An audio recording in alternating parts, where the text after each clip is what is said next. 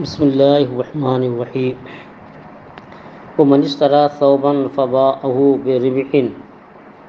ثم اشتراه فإن باعه مرابحة طرح عنه كل ربح كان قبل ذلك فإن كان استغرق الثمن لم يبعه مرابحة وهذا عند أبي حنيفة وقال يبيعه مرابحة على الثمن الأخير۔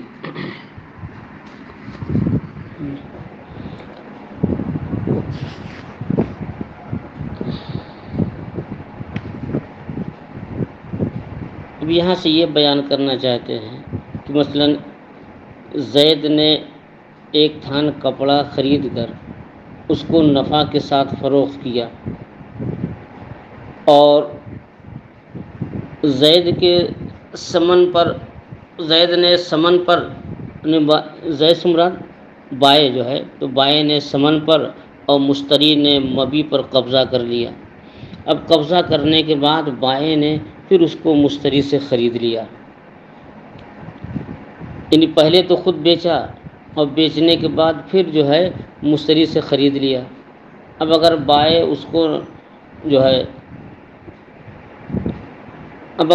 اس کو پھر نفع سے بیچنا چاہتا، بائے نے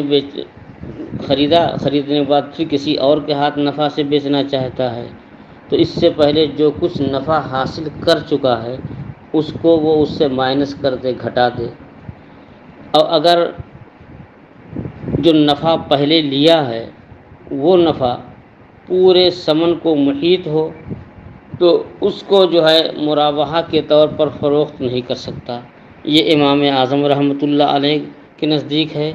اور حضرات صاحبین فرماتے ہیں کہ جو آخری بیع ہے اس پر وہ نفع کے ساتھ بیچنا چاہے تو بیچ سکتا ہے۔ فرماتے ہیں کہ من اشتری ثوبا، کہ جس نے کپڑا خریدا، فباعه بربح، پھر اسے نفع کے ساتھ بیچا۔ مثلا زید نے کپڑا خریدا، کسی سے بھی خریدا ہو، خریدنے کے بعد اسے بکر کے ہاتھ فروخت کر دیا نفع کے ساتھ۔ مثلا 10 روپے میں خریدا تھا اور 5 روپیہ نفع لے کر کے 15 روپے میں جو ہے بکر کے ہاتھ فروخت کر دیا۔ ثم اشتراہ، پھر جو ہے زید نے بکر سے وہی کپڑا پھر خرید لیا، مگر جو ہے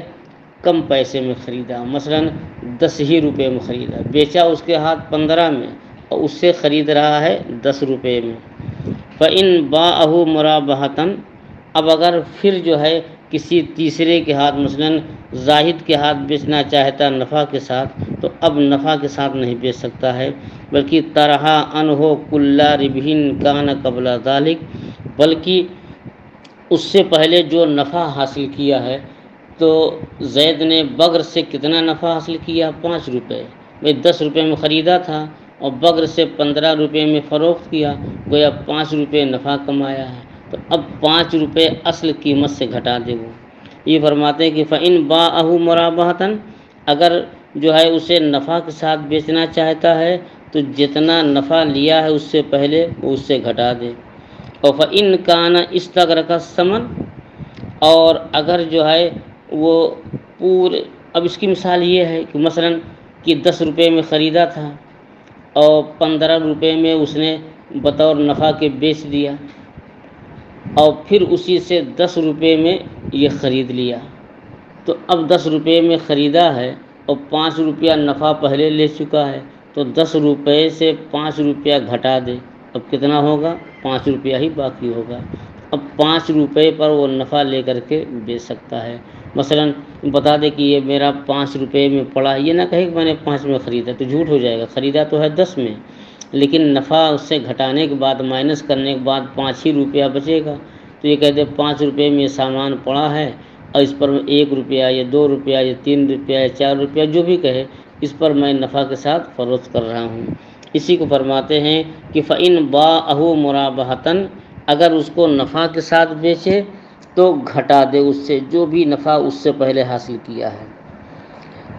کیسے؟ اس مثال میں کہ 10 روپے خریدا تھا، 15 روپے کے بیچا اور پھر اسی سے 10 روپے میں خرید لیا، تو نفع اگر گھٹا دے، نفع جو ہے یہ پورے ثمن کو محیط نہیں ہے بلکہ پورے ثمن سے کم ہے۔ بھائی ثمن ہے 10 روپے اور نفع ہے 5 روپے، تو اگر 5 روپیہ گھٹا دے تو 5 روپیہ باقی بچے گا، اور 5 روپیہ پر نفع وہ لے سکتا ہے۔ دفعہ ان کانا استغرق الثمن، اور اگر نفع پورے ثمن کو محیط ہو، مستغرق ہو، تو اب اس کو نفع کے ساتھ نہیں بیچ سکتا۔ مثلا کہ 10 روپے کا کپڑا خریدا تھا ایک تھان، اور اسے بیچ دیا 20 روپے میں، اور پھر اسی سے جس سے 20 روپے میں بیچا تھا اسے 10 روپے میں اس نے خرید لیا، تو اب بتائیے کہ اگر نفع گھٹا دیا جائے تو ثمن کچھ باقی رہے گا؟ سب ختم ہو جائے گا۔ مثلا 10 روپے میں پہلے خریدا، اب 10 روپے میں دوبارہ خریدا، یہ 20 روپے ہو گئے، اور اس نے بیچا تھا 20 روپے میں، تو 20 روپیہ لیا ہے اور 20 روپیہ دیا ہے، تو سب برابر ہو گئے، تو گویا ایک پیسہ بھی باقی نہیں رہا۔ تو اگر 10 روپے میں خریدا، 20 روپے میں فروخت کیا اور پھر 10 روپے میں خرید لیا، تو یہ گویا اس کے پاس مبی واپس ہو گیا، اور اس کا اور ایک پیسہ بھی اس کا نہیں لگا۔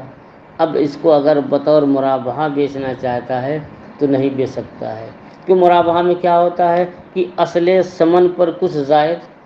اور یہاں اب اصل ثمن ہے ہی نہیں، 20 روپیہ خرچ کیا اور 20 روپیہ مل گیا، تو گویا مبی یہ فری میں مل گئے، تو اب جو ہے اصل ثمن اس کا ہے ہی نہیں۔ اور مرابحہ کہتے ہیں کہ اصل ثمن بتا کر کے اس پر اضافہ، اور یہاں اصل ثمن ہے ہی نہیں۔ فرماتے ہیں کہ اور اگر نفع جو ہے پورے ثمن کو مستغرق ہو تو لم یبع ہو مرابحتاً، تو اس کو بطور جو ہے مرابحہ نہیں بیچ سکتا۔ یہ امام اعظم ابو حنیفہ رضی اللہ تعالی عنہ کے نزدیک ہے۔ وقالا، اور حضرات صاحبین فرماتے ہیں، یبیعہ مرابحتاً علی الثمن الاخیر، کہ ثمن اخیر پر بطور نفع بیچ سکتا ہے۔ مثلا کہ اس نے تو خریدا تھا 10 روپے میں، بیچا 20 روپے میں، اور پھر خود اس سے جو ہے 10 روپے میں خرید لیا ہے، تو ثمن اخیر ہے 10 روپے 10 درہم، تو ثمن اخیر پر جتنا چاہے نفع لے کر کے بیچ سکتا ہے۔ یہ کہہ دے کہ یہ سامان، یہ کپڑا میں نے 10 روپے میں خریدا ہے، اور اس پر میں 5 روپیہ 2 روپیہ 8 روپیہ 7 روپیہ نفع لے کر کے فروخت کر رہا ہوں، تو ثمن اخیر جتنے میں خریدا ہے اس پر جو ہے نفع لے کر کے فروخت کر سکتا ہے۔ یہ حضرات صاحبین کے نزدیک ہے۔ صورتہ، بات تو اب واضح ہو گئی، لیکن اب صاحب ہدایہ رحمۃ اللہ علیہ اور اس کو جو ہے واضح فرما رہے ہیں۔ صورتہ، اس صورت مسئلہ یہ کہ اذا اشترى ثوبا، کہ جب زید نے کپڑا خریدا 10 روپے میں، وباعہ ب15، تو زید نے کپڑا خریدا 10 روپے میں اور کپڑے پر قبضہ کر لیا، اور مشتری نے ثمن جو ہے مبی پر قبضہ کر لیا۔ یہ قید اس لیے لگا رہے ہیں کہ یہ پہلے بتا چکے ہیں کہ جو منقولات ہیں، منقولات کی بیع قبل قبض جائز نہیں، کہ اب آپ کپڑا کا تھان خرید لیں اور ابھی دکاندار سے تھان نہیں منگوائے ہیں کہ آپ کسی کے ہاتھ بیچ دیں یا کہہ دیں جاؤ میراج کلاتھ اسٹور پر کپڑا رکھا ہوا ہے وہاں سے لے کر کے لے لو، تو یہ جائز نہیں، کیونکہ کپڑا منقولات سے ہے، جب تک مشتری جو ہے مبی پر قبضہ نہ کر لے تب تک بیچ نہیں سکتا ہے۔ اس کی صورت یہ ہے کہ جب زید نے ایک تھان کپڑا خریدا 10 درہم میں، وہ باعہ ب15، اور قبضہ کرنے کے بعد اسے 15 درہم میں بیچا، ثم اشتراہ ب10، پھر زید نے وہی تھان بغر سے 10 درہم میں خرید لیا۔ اب اس کو ثمن وغیرہ دے دیا تھا اور 10 درہم میں بیچا تھا اسے 15 میں، اور پھر اسی سے جو خرید رہا ہے 10 روپے میں۔ فإنہ یبیعہ مرابحۃ ب5، تو کہتے ہیں زید اگر پھر بیچنا چاہے تو اس کو 5 روپے میں بطور مرابحہ بیچ سکتا ہے۔ تو زید نے پہلے خریدا تھا 10 روپے میں، بیچا 15 روپے میں، اور پھر اس مشتری سے 10 روپے میں خرید لیا، اب اگر اس کو بیچنا چاہتا ہے تو 5 روپے اصل قیمت رکھ کر کے اس پر نفع رکھ کر کے بیچے۔ کیوں ایسا ہے کہ اور یہ کہے کہ اچھا مرابحہ میں اور یا تولیہ میں اصل دام بتانا ہوتا ہے، تو یہ کہے کہ قام علیہ بخمسطہ، کہ یہ مال مجھ کو، یہ کپڑا یا مال مجھ کو جو ہے 5 روپے میں پڑا ہے، اور یہ نہ کہے میں نے 5 میں خریدا، خرید تو رہا 10 روپے میں، تب تو جھوٹ ہو جائے گا۔ اگر 5 کہے گا تو 5 روپے میں کیسے پڑا ہے کہ پہلے اس نے 10 میں خریدا، 15 میں بیچا، 5 روپیہ نفع لیا، پھر اس سے 10 روپے میں خریدا، تو جب 10 روپے میں خریدا تو 10 میں خریدا تھا وہ، اور 10 یہ کیا ہے کہ جتنے میں خریدا تھا اور اس سے 5 روپیہ بڑھا کر کے بیچا، پھر 10 روپے میں خریدا، تب تو اب اس کو تو گویا اس نے دیا سب کتنا، 20 روپے خرچ کیا ہے۔ بھئی 10 پہلے جو ہے بائے کو دیا اور 10 روپیہ دوسرے بائے کو دیا، 20 روپے ہو گئے، اور یہ بیچا ہے 15 روپے میں، تو 20 سے 15 گھٹا دیجئے تو 5 ہی روپیہ تو بچ رہا ہے۔ تو یہ کہے کہ یہ 5 روپے میں پڑا ہے، اور 5 روپے پہ میں 2 روپے 3 روپے نفع لے کر کے فروخت کروں گا۔ وَإِنَّهُ يَبِيعُهُ مُرَابَحَةً بِخَمْسَةَ، تو اس کو بیچے گا 5 روپے پر نفع لے کر کے، اور یہ کہے کہ مجھے 5 روپے میں پڑا ہے۔ پھر سمجھیے کہ 10 روپے میں خریدا تھا، بیچا 15 روپے میں، اور پھر اسی خریدنے والے سے 10 روپے میں خرید لیا۔ اب آپ دیکھیں کہ پہلے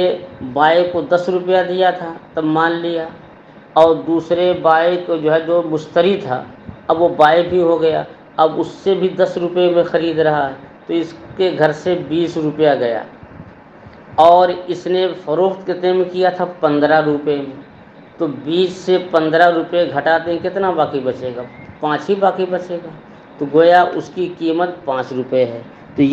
تو اب 5 روپیہ بتا کر کے اس پر نفع لے کر کے فروخت کر سکتا ہے۔ تو یہ کہے کہ میں نے جو ہے کہ اگر بیچنا چاہتا ہے تو 5 روپے پر نفع لے کر کے بیچے، اور یہ کہے کہ یہ مبی جو ہے 5 روپے مجھے پڑا ہے، اور ولو اس طرح ہو بِعَشْرَةَ وَبَاعُوا بِعِشْرِينَ۔ اب دوسری صورت کہ فرض کریں کہ زید نے وہی تھان 10 روپے میں خریدا اور 20 روپے میں فروخت کیا، اور جس کو فروخت کیا مثلاً بکر سے، اب بکر سے وہی کپڑا پھر زید نے خرید لیا 10 روپے میں۔ اب آپ غور کریں کہ زید نے خریدا تھا عمرو سے 10 روپے میں، اور بکر کے ہاتھ بیچا 20 روپے میں، اور بکر سے پھر خرید رہا ہے 10 روپے میں۔ اب آپ جوڑیے کہ 10 روپے میں پہلے خریدا اور 10 روپے میں بعد میں خریدا، دونوں 20 روپے ہو گئے، اور بکر کے ہاتھ بیچا تھا کتنے میں، 20 روپے میں، تو گیا 20 روپے میں خریدا، 2 قسطوں میں خریدا، تو 20 روپے میں خریدا اور بیچا بھی 20 روپے میں، تو جتنے میں خریدا تھا اتنے میں بیچ دیا۔ اب جو ہے اس کے پاس جو مبی ہے، اور مبی کی تو کوئی قیمت نہیں، گویا مبی اب فری ہے، اب اس مبی کو یہ کسی اور کے ہاتھ بیچنا چاہے بطور مرابحہ، تو اب بطور مرابحہ نہیں بیچ سکتا، کہ اس لیے کہ جب اب اس مبی کی کوئی قیمت ہے ہی نہیں، کیونکہ 20 روپیہ لگا کے خریدا ہے 2 مرتبہ میں، اور 20 روپے میں بیچ چکا ہے، 20 روپیہ حاصل بھی کر چکا ہے، تو 20 خرچ ہوا، اب 20 اسے مل گیا، تو اب جو ہے اب وہ مبی گویا فری میں ہے، اب اس کی کوئی قیمت نہیں، اور مرابحہ کہتے ہیں اصل قیمت بتا کر اس پر نفع لینا، اب یہاں اصل قیمت ہے ہی نہیں تو کس کو بتا کر نفع لے گا، تو اب گویا کہ اس کا جو نفع تھا وہ نفع پورے ثمن کو محیط ہو، تو اب بطور مرابحہ نہیں بیچ سکتا ہے۔ اسی کو فرماتے ہیں کہ ولو اس طرح ہو بِعَشْرَةٍ، اگر 10 درہم میں خریدا، وَبَاعَهُ بِعِشْرِينَ مُرَابَحَةً، اور اس کو 20 درہم میں بطور مرابحہ یعنی نفع لے کر کے فروخت کیا، ثم اشتراہ بِعَشْرَةٍ، پھر اسی مال کو 10 روپے میں خریدا۔ اب دیکھیں کہ اشتراہ بِعَشْرَةٍ ثم اشتراہ بِعَشْرَةٍ، تو 20 درہم میں خریدا 2 مرتبہ میں، وَبَاعُهُ بِعِشْرِينَ، اور فروخت کیا تھا کتنے، 20 میں، تو 20 درہم میں خریدا اور 20 درہم میں بیچ دیا، تو اب اس کا جتنا پیسہ گیا تھا اتنا پیسہ آ گیا، اور مبی بھی موجود ہے، مال بھی موجود ہے، تو گویا مال بغیر قیمت کے بھائی، تو لا یبیہ مرابحۃ اصلا، تو اب اس مال کو بالکل نفع لے کر کے نہیں فروخت کر سکتا ہے، بطور مرابحہ نہیں، تو اس لیے کہ اب اس مال کی قیمت ہی نہیں، تو کیا بتا کہ بیچے گا کہ اتنے کا مال ہے اتنا نفع لے رہا ہوں، یہ مرابحہ کی بات ہے، ورنہ بیع مطلق ہو تو اس میں تو کوئی حرج نہیں۔ مثلا یہی کہ زید نے 10 روپے میں ایک تھان خریدا اور بکر کے ہاتھ 20 روپے میں بیچا، اور پھر بکر سے 10 روپے میں خرید لیا، اور اب عمر کے ہاتھ جتنے میں چاہے، خالد کے ہاتھ، کسی کے ہاتھ جتنے میں چاہے بیچ سکتا ہے، اور یہ نہ بتائے کہ میں نے کتنے میں خریدا، کتنا نفع لے رہا ہوں، گویا بیع مطلق ہے تو یہ جائز ہے، لیکن مرابحہ میں چونکہ اصل دام بتانا پڑتا ہے اور اس پر نفع رکھنا ہوتا ہے، اور یہاں اصل دام ہے ہی نہیں۔ وَإِنَّهُمَا يُبِيعُ مُرَابَحَةً عَلَى الْأَسْرَى فِي الْفَصْلَيْنِ، اور حضرات صاحبین علیہم الرحمہ کے نزدیک کہ دونوں صورتوں میں، جسے پہلی صورت کیا کہ 10 میں خریدا تھا اور 15 میں بیچا، اور پھر 10 میں خرید لیا، تو امام اعظم فرماتے ہیں کہ 5 روپے پر نفع لے کر بیچے گا، لیکن صاحبین کہتے ہیں پہلی صورت میں وہ 10 روپیہ قیمت بتائے اور اس پر جو ہے جتنا چاہے نفع لے کر کے بیچے، اور صاحبین فرماتے ہیں یبیعہ مرابحۃ علی الاسرى،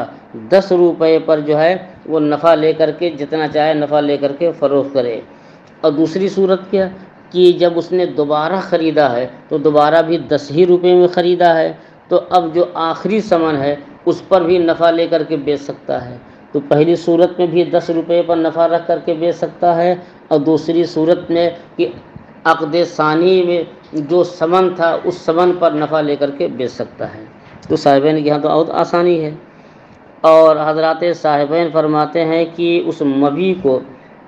نفع لے کر کے بیچ سکتا ہے 10 درہم پر، دونوں صورتوں میں، چاہے نفع اگر جتنا نفع ہے اس کو مائنس کرنے کے بعد کچھ مال باقی بچے، یا نفع اگر گھٹا دیں تو پورے ثمن کو مستغرق ہو جائے۔ لہما حضرات صاحبین کہ ان العقد الثانی عقد متجدد، کہ جو دوبارہ عقد کیا ہے یہ نیا عقد ہے، منقطع الاحکام عن الاول، یہ پہلے کے احکام سے بالکل جدا ہے، منقطع ہے، فیجوز بناء المرابحۃ علیہ، تو اب مرابحہ کی بنیاد جو ہے اسی پر رکھنا جائز ہے، کہ پہلے اس نے 10 روپے میں بیچا، پہلے 10 روپے میں خریدا، پھر 15 روپے میں بیچا، اب 15 روپے میں، یہ تو بیع اول ہو گئی، اب جب اسی مشتری سے اس نے 10 روپے میں خرید لیا، یہ بیع ثانی ہے، تو بیع ثانی کے احکام بیع اول سے جدا گانا ہے، تو جب بیع ثانی میں کیا اس نے 10 روپے میں خریدا ہے تو 10 روپے پر نفع رکھ کر کے جتنے میں چاہے بیچ سکتا ہو، اور دوسری صورت یہ کہ 10 روپے میں خریدا 20 روپے میں بیچا، یہ بیع اول ہو گئی، اور اسی سے پھر 10 درہم میں خرید لیا، تو اب یہ بیع ثانی ہے، تو 10 درہم اس کی اصل قیمت ہو گئی، اور اب 10 درہم بتا کر کے اب جتنا چاہے اس پر نفع رکھ کر کے بیچ سکتا ہے، تو یہ عقد ثانی ہے، تو اب عقد ثانی پر بنیاد رکھی جائے گی، عقد اول گویا ختم ہو گیا۔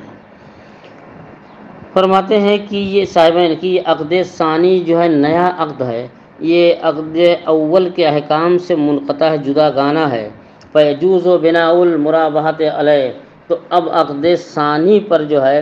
اب مرابحہ کی بنیاد رکھنا جائز ہے، کما اذا تخلل ثالث، جیسے کہ بیچ میں کوئی تیسرا شخص حائل ہو جائے، مثلا زید نے عمرو سے خریدا 10 روپے میں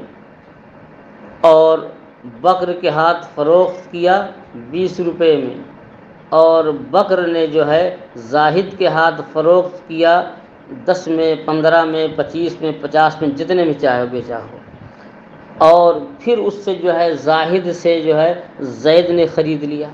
تو جس سے زید نے بیچا تھا اس سے نہیں کہا بلکہ تھرڈ پارٹی سے، تیسرے شخص سے جو ہے زاہد سے خریدا، تو اب زاہد سے جب خرید لیا 10 روپے میں، تو اب اس پر جو ہے نفع رکھ کر کے بیچ سکتا ہے۔ امام اعظم رحمۃ اللہ علیہ کے ہاں بھی جائز ہے اور صاحبین کے ہاں، کہا جب تیسرا شخص اگر اس بیع میں داخل ہو جائے تو تیسرے شخص سے خرید کر کے اور اس خریدے ہوئے دام پر نفع رکھ کر کے بیچنا بالاتفاق جائز ہے، تو ایسے ہی دوسرے شخص سے خریدے ہوئے ثمن کے اوپر جو ہے نفع رکھ کر کے جو ہے بیچنا جائز ہے۔ کما اذا تخلل ثالث، جیسا کہ تیسرا آدمی اس میں داخل ہو گیا۔ اور امام اعظم اب کی دلیل کیا ہے؟ امام اعظم کا مسلک پھر سنیے کہ اگر کسی نے کپڑا خریدا پھر اسے نفع لے کر کے بیچ دیا اور پھر اسی سے خرید لیا جس سے بیچا تھا، تو اب جتنا دام خریدا تو جتنا نفع حاصل کیا ہے، نفع کو گھٹا کر کے جتنا ثمن باقی بچے اسی ثمن پر نفع لے کر کے وہ بیچے گا۔ مثلا 10 میں خریدا، 15 میں بیچا، پھر اسی سے 10 میں جو خرید لیا، تو اب گویا اسے 2 قسطوں میں 10 روپیہ دینا پڑا، 20 ہو گیا،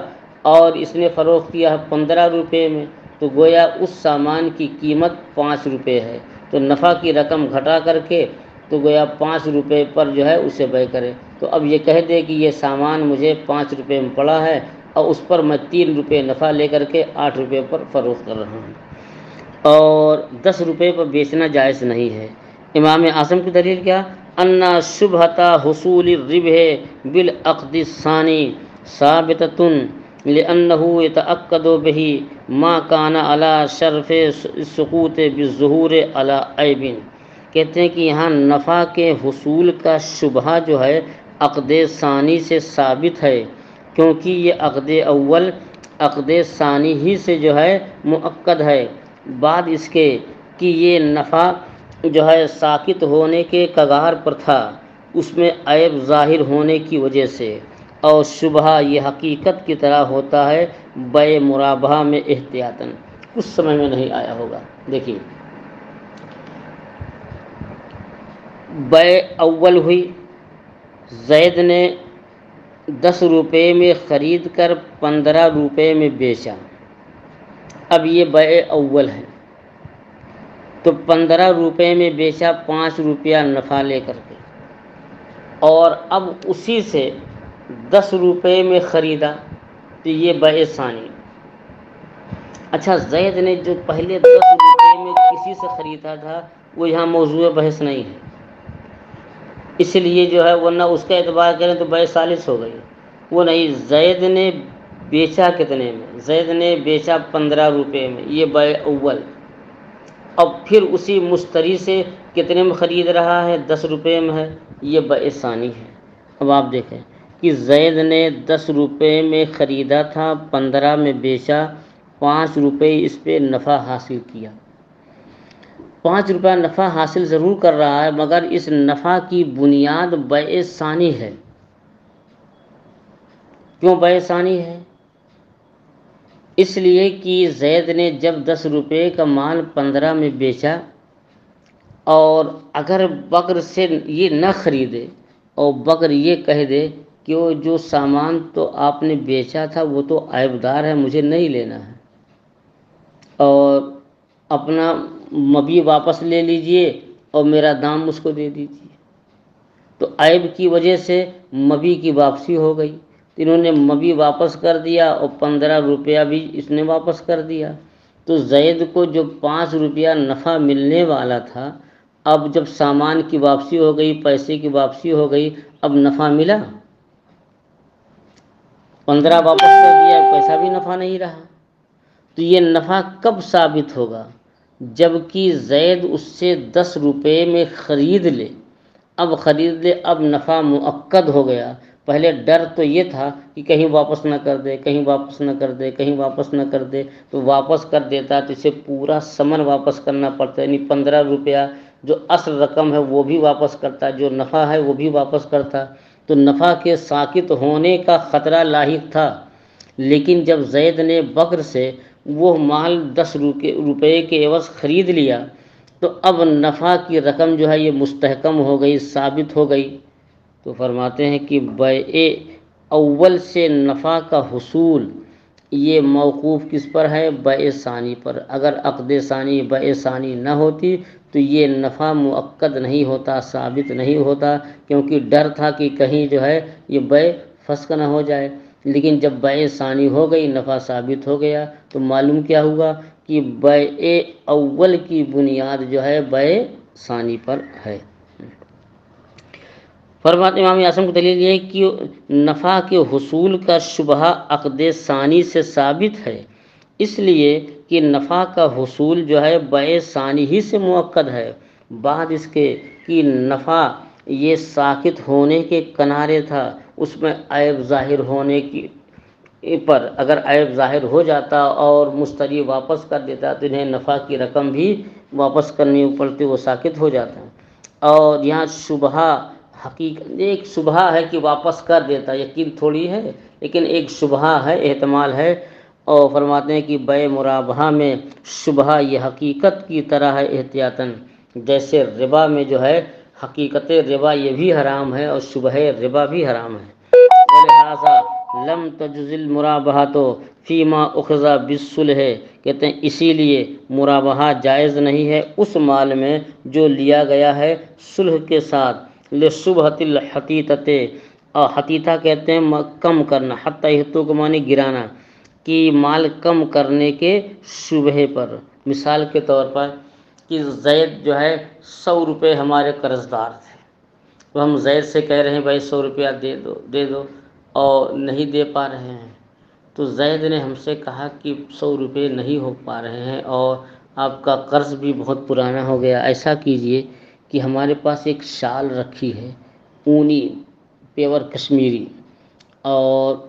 یا لال املی کی، کہا وہ شال آپ لے لیں، جو قرض ہے اسی قرض کے عوض شال آپ لے لیں۔ تو ہم نے کہا ٹھیک ہے لاؤ شال ہی دے دو۔ تو اب ہم نے 100 روپے قرض کے عوض جو ہے شال لے لیا، تو گویا جو ہمارا قرض تھا اور زید نے قرض کے عوض شال دے کر کے صلح کر لی، تو اب یہ جو شال ہے اس پر کو ہم بطور مرابحہ نہیں بیچ سکتے، جائز نہیں ہے۔ کیوں؟ اس لیے کہ یہ بھی احتمال ہے کہ شال کی قیمت 500 روپے رہی ہو اور زید قرض ادا نہیں کر پا رہا ہے، تو 500 کا مال جو ہے 100 روپے میں اس نے دے دیا، تو 400 ایسے ہی ہمیں بطور نفع کے مل گئے۔ جب بطور نفع 400 مل گئے، اب پھر اس پر مزید نفع لینا یہ جائز نہیں ہے۔ اور یہ بھی ہو سکتا ہے کہ اس کی قیمت شال کی 80 روپے رہی ہو اور جب زید جو ہے نہیں دے پا رہا ہے تو انہوں نے کہا کہ لائیے 80 روپے کا مال ہی جو ہے 20 روپیہ ہم نے کم کر کے لے لیا، بھاگے بھوت کے لنگوٹی بھلی، ایک محاورہ ہے کہ جب دیکھا کہ ملنے والا نہیں تھا، چلو 80 روپے کی شال ہی مل جائے، کچھ تو ایک ٹھنڈک میں کام آ جائے گی۔ تو فرماتے اسی لیے مرابحہ جائز نہیں ہے اس مال میں جو مال صلح کے عوض لیا گیا ہے، کیوں لشبہۃ الحتیۃ، کیوں اس لیے کہ وہاں دام کم کرنے کا شبہ ہے۔ فَيَصِيرُ كَأَنَّهُ اشْتَرَىٰ خَمْسَةَ، تو گویا ہو جائے گا کہ گویا اس نے 5 روپے میں خریدا، اشترا خمسۃ و ثوباً، گویا اس نے 5 درہم خریدا اور کپڑا خریدا 10 درہم میں۔ اب پہلی مثال ہو گئی کہ جب 10 درہم میں اس نے خریدا تھا اور 15 درہم میں اس نے بیچ دیا، اور پھر 10 درہم میں اس نے جو ہے اسی کپڑے کو خرید لیا، تو گویا ایسا ہے کہ اب 5 درہم جو نفع ہے، تو 5 درہم اور کپڑا ان دونوں کو 10 درہم کی عوض خریدا، تو گویا ایسا ہو گیا کہ اس نے 5 درہم اور ایک تھان کپڑے کو 10 درہم میں خریدا ہے، تو فَيُطْرَحُ خَمْسَةَ، تو 5 درہم اس سے ساقط کر دیے، مائنس کر دیے جائیں گے، اور تو 5 درہم مائنس کر دیے جائیں گے، تو گویا 5 ہی پر نفع لے کر کے فروخت کرے گا۔ اب امام ابو یوسف امام محمد نے جو یہ قیاس کیا کہ جیسے یہی بیع اگر کسی تیسرے آدمی کی معرفت ہو تو اس میں کوئی حرج نہیں، مثلا زید نے 10 درہم میں بیچا بکر کے ہاتھ، اور جو ہے زید نے خریدا تھا 10 درہم میں، بکر کے ہاتھ بیچا 15 درہم میں، اور بکر نے وہی مال خالد کے ہاتھ کتنے بھی دام میں بیچا ہو اور خالد سے پھر زید نے 10 درہم میں خرید لیا تو یہ بالاتفاق جائز ہے، اور اب 10 درہم میں جو خریدا ہے اس پر یہ